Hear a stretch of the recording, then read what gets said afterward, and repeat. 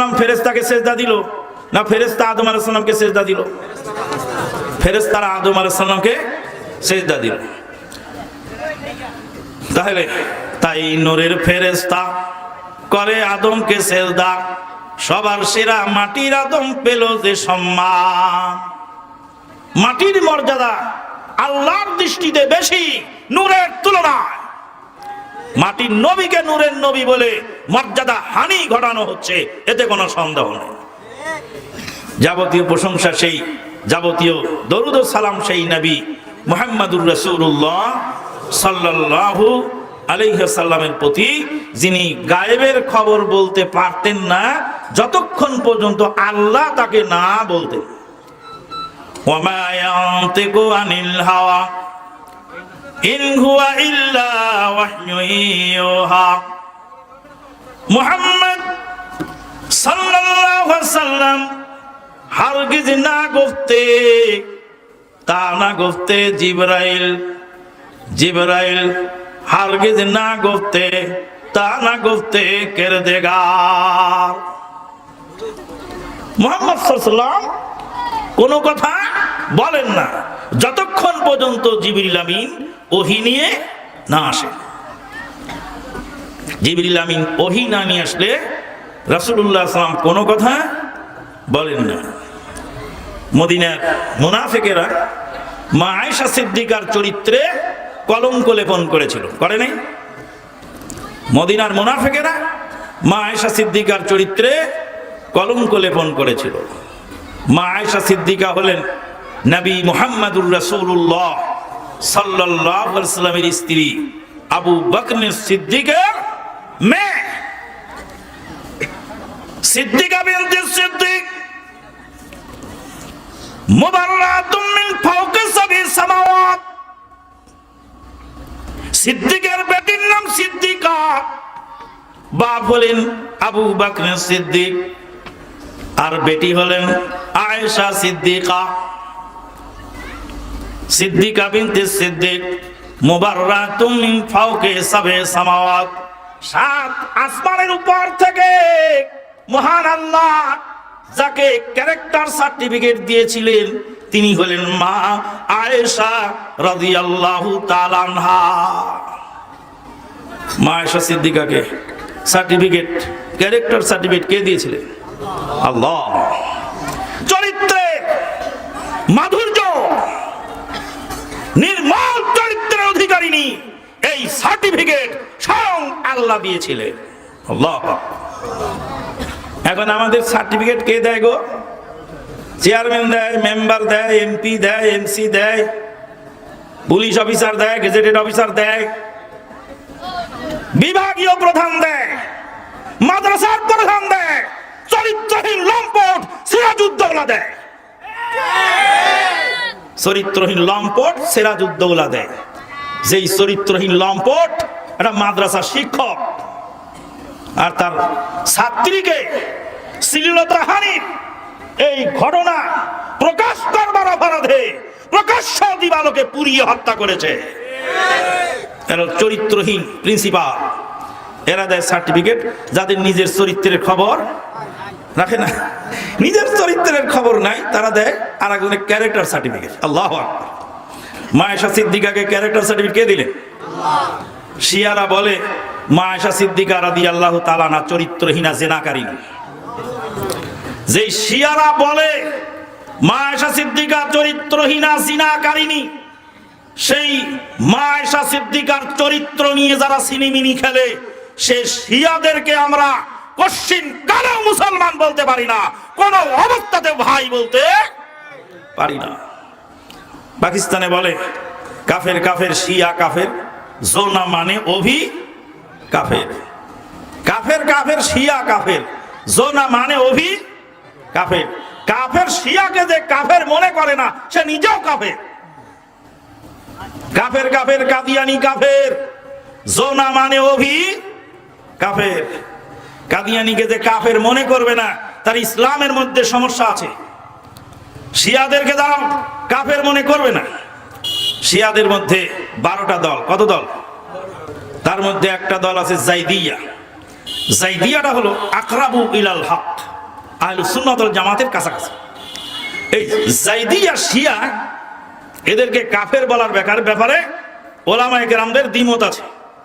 কিন্তু যারা গুলাতুশ শিয়ঈন, যারা নবী রাসূলের স্ত্রীকে চরিত্রহীনতার কলঙ্ক লেপন করে সাহাবীদেরকে কাফের বলে, তাদেরকে আমরা কশ্চিনকালেও মুসলিম বলতে পারি না।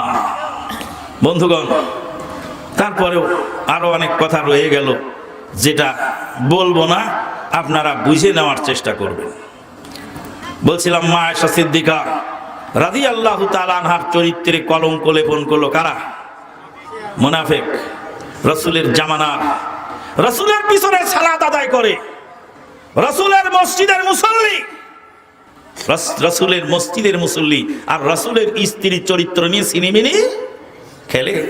এখন আসে না এরকম মুসল্লি? ইমামের পিছনে সালাত পড়ে, ইমামরে দিয়ে জানাজা পড়ায়, আবার ইমামরে নিয়ে চায়ের দোকানে গল্প করে। এই সমস্ত লোক অরিজিনাল মুনাফিক। হ্যাঁ, হুজুরদের বিরুদ্ধে কথা না বলে তোমার পেটের ভাত হজম হয় না। এখনো হুজুরদের বাড়িতে যেটুকু আছে, তোমার 14 গোষ্ঠী জোড়া তালি দিলে অতটুকু ঈমান আমল তোমার বাড়িতে পাওয়া যাবে না। তুমি কার বিরুদ্ধে কি বলো, হিসাব করে বলা উচিত। বলছিলাম যে আল্লাহর নবীর স্ত্রীর চরিত্রে যদি কলঙ্ক লেপন করা হয়, তাহলে আমার আপনার বিরুদ্ধেও অভিযোগ আসতেই পারে। আমরা যখন কোরআন হাদিসের কথা বলি, তখন আমাদেরকে কি বলা হয়? বলা এরা জঙ্গি। এরা কি জঙ্গি? জঙ্গি বলে আমাদেরকে আখ্যা দেওয়া হয়। কোরআন হাদিসের কথা বললে জঙ্গি বলে আখ্যা দেওয়া হয়। দিনাজপুরের এক ঘটনা শুনলাম, এক মুরব্বী বলছে, মিনহা খালাকনাকুম ওয়া ফিহা নুঈদুকুম ওয়া মিনহা নুখরিজুকুম তারাতান উখরা। এটা কোন দোয়া? হ্যাঁ, মাটি দেওয়ার দোয়া। এখনো পড়েন না, ছেড়ে দিয়েছেন? আলহামদুলিল্লাহ। এটাই হলো আহলে হাদিসদের বৈশিষ্ট্য, যে আহলে হাদিসেরা কোনো সময় ভুলের উপরে অটল থাকে না। ভুল ধরা পড়ার সঙ্গে সঙ্গেই তারা কি করে? তারা ফিরে আসে, তারা সেখান থেকে সংশোধিত হয়। আলহামদুলিল্লাহ। মিনহা খালাকনাকুম ওয়া ফিহা নুঈদুকুম ওয়া মিনহা নুখরিজুকুম তারাতান উখরা। মুরব্বি মাটি দিচ্ছে এই দোয়া পড়ে। এটা তো আসলে দোয়াও নয়, এটা কোরআনের আয়াত। এর তরজমা কি শুনবেন? মিনহা খালাকনাকুম, এই মাটি থেকেই সৃষ্টি করেছি তোমাদেরকে, ওয়া ফিহা নুঈদুকুম, এই মাটির মধ্যেই তোমাদেরকে পুনরায় প্রত্যাবর্তন করানো হবে। ওয়া মিনহা নুখরিজুকুম তারাতান উখরা, এই মাটি থেকেই তোমাদেরকে আবার পুনরায় তোলা হবে। এরা কি এর মধ্যে দোয়া মুনাজাত কিছু আছে? তরজমাটাও বুঝলে এরকম হয় না। এটা লালু হাফেজের মুনাজাতের মতো। লালু হাফেজের মুনাজাত শোনেননি? লালু হাফেজ মুনাজাত করছে ফজরের সালাতে, গফতে আতশ মানহামানা মাতাশাম আমদেরাই তু বিবিনি দারাশাম। মুসল্লিরা বলছে আল্লাহুম্মা আমিন। অন্ধকার মসজিদে, বিদ্যুতের বাতি নাই, হারিকেন জ্বালিয়ে সালাত আদায় করছে। আমি বললাম, হাফেজ সাহেব, এই মুনাজাতের মানে কি? কি মুনাজাত করলেন একটু তরজমা করেন তো। গফতে আতশ মানহামানা মাতাশাম আমদেরাই তু বিবিনি দারাশাম। লালু হাফেজ বলছে যে এটা একটা ফজিলতপূর্ণ মুনাজাত, এর অনেক মর্যাদা। বললাম, কি মর্যাদা তুমি বলো, তর্জমাটা বলো। তর্জমাটা কি? তুমি তর্জমার কি জানো? বলে আমার ধমক দিয়ে কাজ করে ফেলবার চেষ্টা করতেছে। লালু তখনও জানেনি যে আমি কে। তারপরে লালু তর্জমা করবি, তারপর মসজিদে বের হবি। লালু তো বক বক করে মসজিদে বেরিয়ে চলে গেল। মুয়াজ্জিন সাহেব দৌড়িয়ে হারিকেন নিয়ে আমার চেহারা দেখতে, লালুকে এত জোরে ধমক দিলে এটা কেন? তখন যাই দেখছে আমানুল্লাহ সাহেব। তখন আমি মদিনায় যাই নেই, মদিনায় যাওয়ার আগের ঘটনা। এরা আমার খালুর বাড়ির মসজিদে, পাবনা জেলার সুজানগর থানা কামারদুলিয়ার মসজিদের ঘটনা বলছি। ওখানকার ইমাম, এখনো বোধহয় লালু আছে নাকি জানি না, তো লালু তো রাগ করে চলে গেল। মুয়াজ্জিন সাহেব বলেন, মৌলানা সাহেব কখন আসছে? রাতে আসছি, রাতে খালার বাড়িতে গেছি, তো ফজরের জামাতে হাজির হয়েছে। বলে লালু তো বলতে পারলো না, আপনি তর্জমা বলেন। গোফত মানে বলল, আতশ মানে আগুন, আগুন বলল। শুনছেন তো, আগুন বলল। গোফতে আতশ মান হামানা মাতাশাম আন্দেরাই তু বিবিনি দারাশাম। ইব্রাহিম আলাইহিস সালাতু ওয়াস সালামকে নমরুদ আগুনে ফেলে দিল। দীর্ঘদিন আগুন জ্বলল, আগুন জ্বলা শেষ হয়ে গেল। ইব্রাহিম আলাইহিস সালাতু ওয়াস সালাম অগ্নিকুণ্ড থেকে হাসতে হাসতে বেরিয়ে এলেন। তখন নমরুদ বলল, ওরে আগুন, এতকাল তোকে দেবতা মানলাম, এতকাল তোকে আগুন, আমার দুশ্মনকে পুরাতে তুই পারলি না কেন? তোর কি দাহ্য শক্তি হারিয়ে গেছে রে? ও আগুন, তুই পুরাবার ক্ষমতা হারিয়ে ফেলেছিস কি না? আগুন তখন জবাব দিল, গপ্তে আতশমান হামানা মাতাশাম, পুরানোর শক্তি আমার হারাই নেই রে নমরুদ, তুই আর তোর গোষ্ঠী শুদ্ধা আমার মধ্যে এসে দেখ আমি পুরাবার পারি কিনা।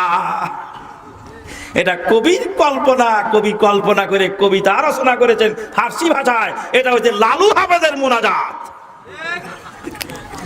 কানাকে হাইকোর্ট দেখায় কিভাবে এবার বোঝেন?